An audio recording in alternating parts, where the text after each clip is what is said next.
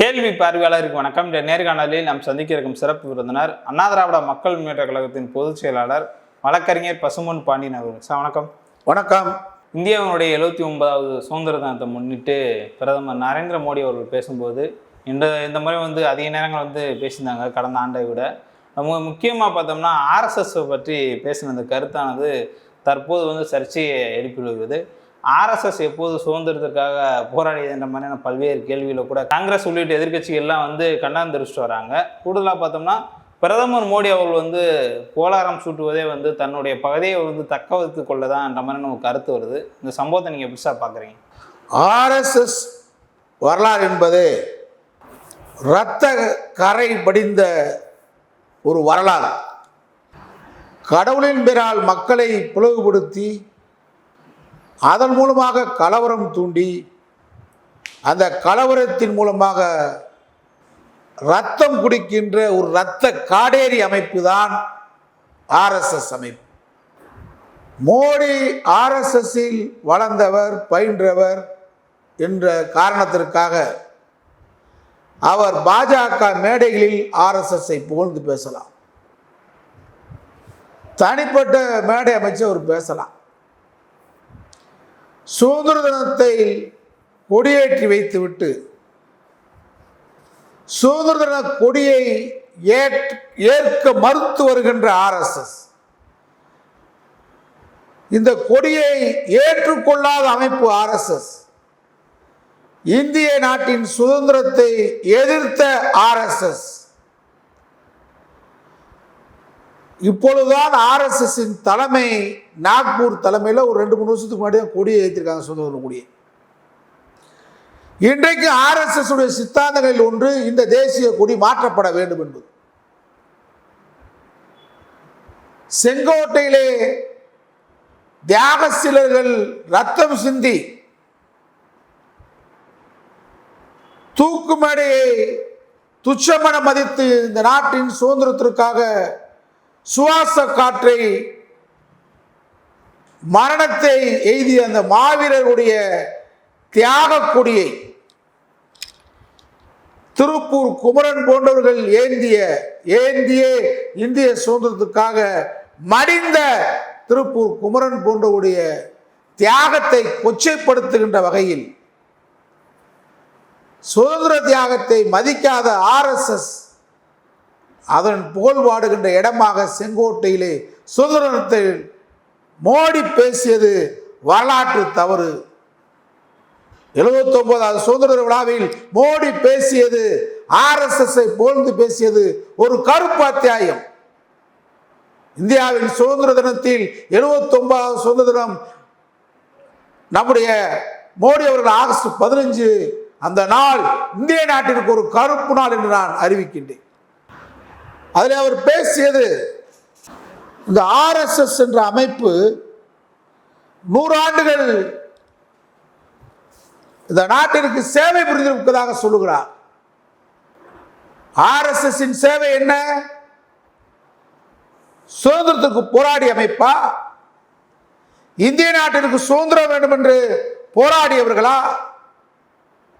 1925 இவர்கள் இந்த ஆர்எஸ்எஸ் அமைப்பை தோற்றுவிக்கின்ற பொழுது இந்தியா என்பது நாடல்ல, அகண்ட பாரத வேண்டும், அதற்கு இந்து ராஷ்டிரான்னு பெயர் வைக்க வேண்டும் என்று சொன்ன ஒரு கேடுகட்ட கூட்டம் ஆர்எஸ்எஸ் கூட்டம். அதனுடைய பொறுப்பாளர் சாவர்கர் அந்தமான் சிறையில் இருக்கின்ற பொழுது இந்தியாவிலேயே பிரிட்டிஷ் ஏகாதிபத்தியத்தை எதிர்த்து சிறைக்கு சென்றவர்கள் அனைவரும் சிறையிலே மடிந்திருக்கிறார்கள். பகத்சிங் போன்றவர்கள் தூக்கு மேடையில் இருக்கிறார்கள். வீரபாண்டிய கட்டபொம்மன் போன்றவர்கள் தூக்கு மேடை கயிறை ஏந்தி தியாகம் பண்ணியிருக்கிறார்கள்.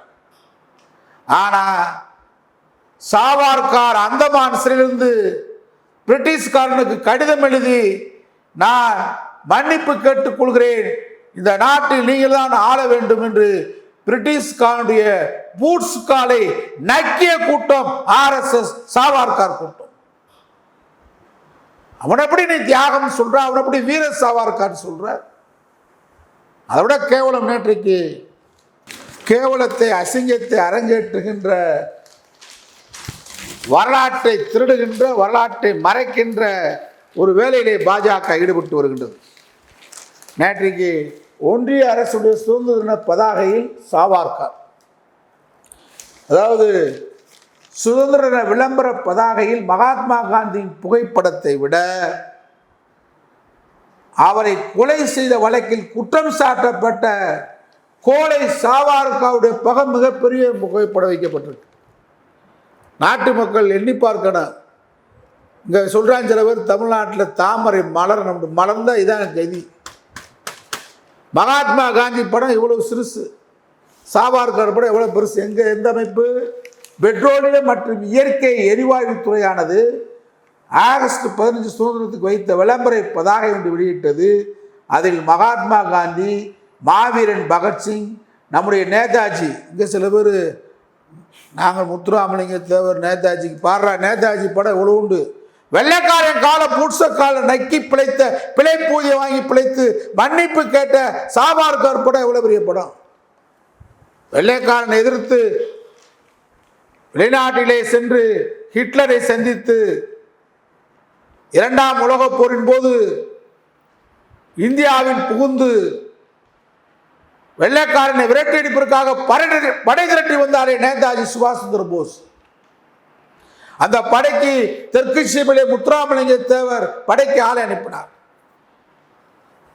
இன்றைக்கு வரலாற்றிலே உசிலம்பட்டி பகுதி, வாலாங்கூர் பகுதி, ஆனையூர் பகுதியில் சடமாயத்தவர் பெயரெல்லாம் பதிவு செய்யப்பட்டிருக்கு. அந்த படைக்கு சென்றவர்கள் ஆங்கில துரதிரத்தை வெள்ளைக்கார ஏகாதிபத்தியத்தை விரட்டுவதற்காக நேதாஜி வெளிநாட்டிலிருந்து காபூல் வழியாக இந்தியாவுக்கு படையெடுத்து வந்த போது அந்த படைக்கு தெற்கு சீமையிலே பசும்பொன் முத்துராமலிங்க தேவர் படைக்கு ஆட்களை அனுப்பிய போது அன்றைக்கு சாவார்கர் RSS அமைப்பு ஒரு பகிரங்கமான அறிக்கை வெளியிட்டது. நான் பேசுவதற்கெல்லாம் ஆதாரம் இருக்கு. சில சங்கிய முத்துராமலிங்க தேவர் படத்தை போட்டுக்கிட்டு நேதாஜி படத்தை போட்டுக்கிட்டு குழப்பம் பண்ண பார்ப்பான். என்னைக்கு 1925 ஆரம்பிச்ச RSS எதற்கு ஆதரவாக செயல்பட்டு தெரிஞ்சுக்கிறோம். வரலாற்று பதிவு. நேதாஜி படை திரட்டி வருகிறார். தெற்கு சீமையிலே முத்துராமலிங்க தேவர் படைக்கு ஆட்களை அனுப்புகிறார். ஆனால் அந்த படைக்கு எதிராக இந்திய சுதந்திரத்துக்காக நேதாஜி சுபாஷ் சந்திர போஸ் படை திரட்டு வருகிறார். நாம் வெள்ளைக்காரன் தான் நம்மை ஆள வேண்டும், நாம் இந்துக்களே ஒன்று சேருங்கள், நேதாஜியின் படையை முத்துராமலிங்க தேவரின் படையை விரட்ட வேண்டும் என்று ஆள் சேர்த்த கூட்டம் சாவார்கர் கூட்டம், RSS கூட்டம். அந்த கூட்டம் இன்றைக்கு இந்திய சுதந்திரத்துக்கு அவனுக்கு என்ன சம்பந்தம்? சுதந்திரத்துக்காக போராடிய உயிர் துறந்த தியாகம் செய்த தியாகசீலர்கள் இந்திய ஒன்றியத்திலே பறந்து விரிந்து இருக்கிறார்கள். அவர்கள் பெயரெல்லாம் சொல்லுவதற்கு வக்கற்ற திகையற்ற மோடி வெள்ளைக்காரன் கால பூட்ஸ நக்கி பிழைத்து மன்னிப்பு கடிதம் கொடுத்து விட்டு 13 முறை மன்னிப்பு கடிதம் கொடுத்து விட்டு இந்தியாவிலே முதலாக வெள்ளைக்காரன் பிழை பூஜை வாங்கி பிழைத்த சாவார்கர் கூட்டத்தை பற்றி நீ தேசிய கொடி ஏற்றி வச்சு பேசுறது வரலாறு உங்களை மன்னிக்குமா?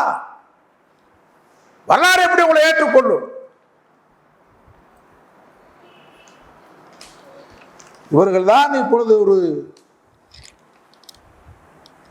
மாணவருடைய பேச்சு போட்டிகளுடைய திறன்களை அதிகரிப்பதாக கூறி தேசிய கல்வி ஆராய்ச்சி மற்றும் பயிற்சி கவுன்சில் NCERT வெளியிட்டுள்ள புதிய சிறப்பு தொகுப்புல மாணவர்களை எப்படி வரலாற்றை திணிக்கிறான் பாருங்க. முகமது அலி ஜின்னா காங்கிரஸ் தலைமை, அப்போதைய வைஸ்ராய் லார்டு மவுண்ட் பேட்டன் ஆகியோரே இந்திய நாட்டின் பிரிவினைக்கு காரணம் சொல்றான். எவ்வளவு பெரிய பொய் பேசுறான் பாருங்க. பாஜக RSS அமைப்பானது பல ஆண்டுகளாக குழந்தை பருவத்திலிருந்தே இந்தியர்கள் மனதில் திட்டமிட்டு மத வெறுப்பையும் பிரிவினைவாதத்தையும் பரப்பி வருகிறது. இதற்காக கல்வித்துறையை மிக தீவிரமாக பயன்படுத்தி வருகிறது. இந்தியா பாகிஸ்தான் பிரிவினைக்கு காரணம் இஸ்லாமியர்களும் காங்கிரசும் தான் என பல ஆண்டுகளாக RSS சொல்லி வர்றான். ஆனா RSS நோக்கம் என்ன? மத ரீதியாக நாடை பிரிக்க வேண்டும்.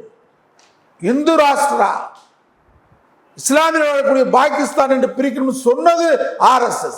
ஆனா வரலாறு மாற்றி பேசுறான். 6 முதல் 8ஆம் வகுப்பு, 9 முதல் 12ஆம் வகுப்பு என 2 தனித்தனி தொகுப்புகளாக வெளியிட்டுள்ளது. இந்த 2 தொகுப்புகளிலுமே ஆகஸ்ட் 14 பிரிவினையின் தினமாக அனுசரிக்கப்படும் என்று பிரதமர் நரேந்திர மோடி சொல்றான். பாகிஸ்தான் பிரிஞ்சனால நீ RSS அமைப்பே பிரிவினைவாதத்தை, மத கலவரத்தை தூண்டுகின்ற ஒரு கேடுகட்ட பயங்கரவாத அமைப்பு தானே. அதை விட RSS அரசியல் திட்டம் அகண்ட பாரத திட்டத்தை நியாயப்படுத்த வெளியிடப்படுகின்ற செய்தியாக நாம் பார்க்கிறோம். 9 முதல் 12 வகுப்பு படிக்கும் உயர்நிலை வகுப்பு மாணவர்களுக்கான தொகுப்பானது முஸ்லிம் தலைவர்களின் சுய அடையாள உணர்விலிருந்துதான் பிரிவினை தொடங்கியது என இஸ்லாமிய வெறுப்பை உமிழ் வகையில் அதை வெளியிட்டிருக்கிறது. உடனே நீக்கணும். மிகப்பெரிய போர்க்களத்தை இங்கே உருவாக்க வேண்டும். இந்திய பிரிவினை போது ஏற்பட்ட ஒட்டுமொத்த கலவரத்தையும் பின்னாலிருந்து இயக்கிய இந்து மகாசபா, நீங்க பிரிவினையின் போது ஏற்பட்ட அத்தனை கலவரத்துக்கு காரணம் இந்து மகாசபா. அது மட்டுமல்ல, RSS இதெல்லாம் மறைக்கிறதுக்கு, அதே மாதிரி அன்னைக்கு பஞ்சாப்ல ஏற்பட்ட கலவரத்தில், வங்காளத்தில் ஏற்பட்ட கலவரம் எல்லாம் RSS தான். இந்த RSS அமைப்பு என்பது ஒரு மிகப்பெரிய பயங்கரவாத அமைப்பு. அதனால தான் உங்களுக்கு இந்தியாவில், சுதந்திர இந்தியாவில் முதலாக இந்து பயங்கரவாத அமைப்பு, தடை செய்யப்பட்ட அமைப்பு, பயங்கரவாதிகள் என்ற அமைப்பு RSS. எந்த அமைப்பு? இஸ்லாமிய அமைப்பு தடை பண்ணாங்களா? கிறிஸ்துவ அமைப்பை தடை பண்ணாங்களா? திராவிட கழகம் தடை செய்யப்பட்டதா? திராவிட முன்னேற்ற கழகம் தடை செய்யப்பட்டதா? இந்தியாவிலேயே முதல் பயங்கரவாத அமைப்பு, முதல் பயங்கரவாதி என்று சொல்லப்பட்டவர் சாவர்கர். மகாத்மா காந்தி கொலையிலே சதி என்று கைது செய்யப்பட்டவர், பின்னால் விடுவிக்கப்பட்டார். அது வேறு வரலாறு.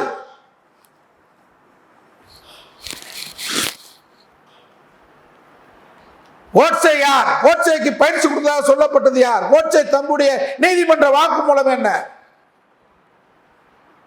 நீங்கள் ஒரு வெறுப்புணர்வை காட்டுவதற்காக இன்றைக்கு நீங்க வெளியிடுகின்ற பதாகையிலே சாவர்கர் படத்தை, இந்த நாட்டை காட்டி கொடுத்து பிழைப்புதிய வாங்கிய ஒரு கோலை சாவர்கர் படத்தை போட்டு மகாத்மா காந்தி படத்தையும் நேதாஜி சுபாஷ் சந்திர படத்தையும் அசிங்கப்படுத்துறீங்க. RSS உடைய திட்டங்களில் ஒன்று, 3 முறை யாரும் அரசு பதவியில் இருக்கக்கூடாது, தொடரக்கூடாது. மோடிக்கு வயது 75 ஆகிவிட்டது. ஆகவே 75 வயது நிரம்பிவிட்ட காரணத்தால் பதவியிலிருந்து இறக்கப்பட வேண்டும் என்ற RSS கொள்கை. அதற்காக RSS சுதந்திர தினத்தில் புகழ்வதா? உண்மையாக சுதந்திரத்துக்கு போராடியுடைய வரலாற்றை மாற்றுவதா? சுயலாபத்துக்காக, மோடியின் பதவி மோகத்திற்காக, பிரதமர் பதவியிலே 75 வயது தாண்டியும் நீடிக்க வேண்டும் என்ற காரணத்துக்காக தவறான வரலாற்றை சுதந்திர தின விழாவில் மோடி பேசியது ஏற்றுக்கொள்ள முடியாது. வரலாற்று தவறு, இமாலய தவறு, கண்டிக்கத்தக்கது. அது மட்டுமல்ல, நீங்க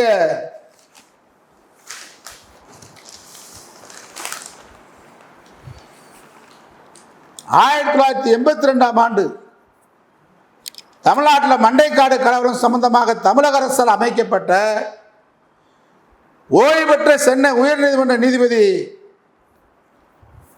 மரியாதைக்குரிய பி. வேணுகோபாலின் விசாரணை அறிக்கையை நம்ம பார்க்கணும். RSS புனிதமான அமைப்பு. எடப்பாடி பழனிசாமி, மானங்கெட்ட உதயகுமார், உண்மையான புரட்சி தலைவர், புரட்சி தலைவர் தொண்டை RSS அமைப்பை ஏற்றுக்கொள்வானா? மண்டைக்காடு கலவரம் புரட்சி தலைவர் எம்ஜிஆர் அவர்கள் முதலமைச்சராக இருக்கும்போது ஏற்பட்டது. பெரிய கலவரத்தை கோயம்புத்தூருக்கு முன்பாக அவர் தேர்ந்தெடுத்த இடம் நாகர்கோவில், கன்னியாகுமரி பகுதி மண்டைக்காடு 82.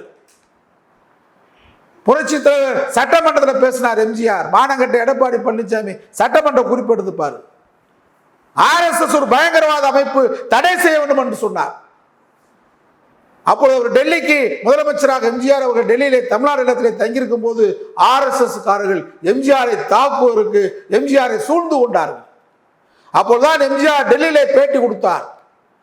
RSS தடை செய்யப்பட வேண்டிய அமைப்பு என்று புரட்சி தலைவர் எம்ஜிஆரால் சொல்லப்பட்ட அமைப்பு. சுதந்திர இந்தியாவில் 3 முறை தடை செய்யப்பட்ட பயங்கரவாத அமைப்பு RSS. 82 வேணுகோபால் நீதியரசர் எம்ஜிஆர் அவர்கள் முதலமைச்சராக இருக்கும் போது அதை விசாரிப்பதற்காக, மண்டைக்காட்டு கலவரத்தை விசாரிப்பதற்காக நீதியரசருடைய தலைமையில் குழு அமைக்கப்பட்டது. அந்த குழு அறிக்கை சொல்லுகிறது, மதவாதத்திற்கு மத கலவரங்களுக்கு ஒரு மரியாதை ஏற்படுத்தி கொடுத்திருக்கும் RSS அரசு நிர்வாகத்தின் நம்பிக்கையை அளிக்கிறது. நான் சொல்லல, நீதியரசர் வேணுகோபால். மத கலவரத்தை RSS உருவாக்கும் 5 முறைகளையும் அவர் விவரித்தார். முதலாவது, கிறிஸ்தவர்கள் இந்த நாட்டிற்கு விசுவாசமான குடிமக்கள் அல்லர் என்ற பிரச்சாரம் செய்து பெரும்பான்மை சமூகத்தின் மத உணர்வுகளை தூண்டி விடுவது. நான் மோடி 100 ஆண்டுகள் இந்த நாட்டிற்கு நன்மை செய்திருக்கிறது, சேவை செய்திருக்குன்னு சொல்றீங்களே மோடி அவர்களே. வேணுகோபால் அறிக்கையில தெளிவாக சொல்றார் நீதிபதி, கிறிஸ்துவர்கள் இந்த நாட்டிற்கு விசுவாசமான குடிமக்கள் அல்லர் என்று பிரச்சாரம் செய்து பெரும்பான்மை சமூகத்தின் மத உணர்வுகளை தூண்டி விடுவது. இது RSS வேலை. நான் மோடி கேட்கிறேன், பாஜக 100 ஆண்டு காலம் உங்க சேவையா? RSS சேவையா? சுதந்திர விழாவில் பேசுறீங்களே. 2வது, சிறுபான்மையினர் எண்ணிக்கை கூடுகிறது, இந்துக்களின் எண்ணிக்கை குறைகிறது என்று தந்திரமாக பிரச்சாரம் செய்து பெரும்பான்மையின் அச்சத்தை ஆழமாக்குவது. இது RSS வேலை. 100 ஆண்டு கால சேவை இந்த நாட்டிற்கு மோடி சொல்றார். 3வது, நிர்வாகத்தில் ஊடுருவி, நிர்வாகத்தில் ஊடுருவிட்டான். தமிழ்நாட்டிலே திராவிட மாடல் ஆட்சி நடந்துகிட்டு இருக்கு, ஆனா நிர்வாகத்தில் ஊடுருவிட்டான். இதை அவன் நீதியரசர் தெளிவா சொல்றாரு. அவனுடைய வேலையை நீதியரசர் சொல்றார். அதாவது நிர்வாகத்தில் ஊடுருவி ஆட்சி பணியிலும் காவல் பணியிலும் இருக்கும் அதிகாரிகளுக்கு மதவாத கண்ணோட்டத்தை ஏற்படுத்தி மதவாத அணுகுமுறை மேற்கொள்ள தூண்டுவது நடந்துகிட்டு இருக்கா. 82 வேணுகோபால் நீதியரசருடைய அறிக்கை. 4வது, பெரும்பான்மை சமூகத்தை சேர்ந்த இளைஞர்களுக்கு கத்தி, வாள், ஈட்டி போன்ற ஆயுதங்களை பயன்படுத்தி பயிற்சி அளிப்பது. அதான் நம்மால் ஆணவப்படுகூடாது, கத்தியை காட்டினா இது வேலைதான். மண்டைக்காட்டு நாகர்கோவிலில் ஏற்பட்ட கலவரத்துக்கு பின்னாடி அறிக்கை, நீதியரசர் வேணுகோபாலுடைய அறிக்கை. 5வது, எந்த ஒரு சிறு சம்பவத்திற்கும், சின்ன பிரச்சனை நடந்தாலும் அதற்கு மதவாத சாயம் பூசி, காவி சாயம் பூசி மத ரீதியான பிளவினை அதிகரித்து மதவாத உணர்வுகளை ஆழமாக்குவது. சிக்கந்தர் மலைய, முருகன் மலைய பாய் ஆட்டைய போடுறான், அதோடைய பிரச்சாரம் தான் இது. 582 கண்டுபிடிச்சிருக்காரு. அது மாதிரிதான் இப்ப நீங்க பாத்தீங்களாக்க சேது பந்த வித்வான் யோஜனா, RSS திட்டங்கள் இதெல்லாம் ஒண்ணு. அது பேர் வச்சிருக்காங்க பாருங்க, சேது பந்தனா வித்வான் யோஜனா.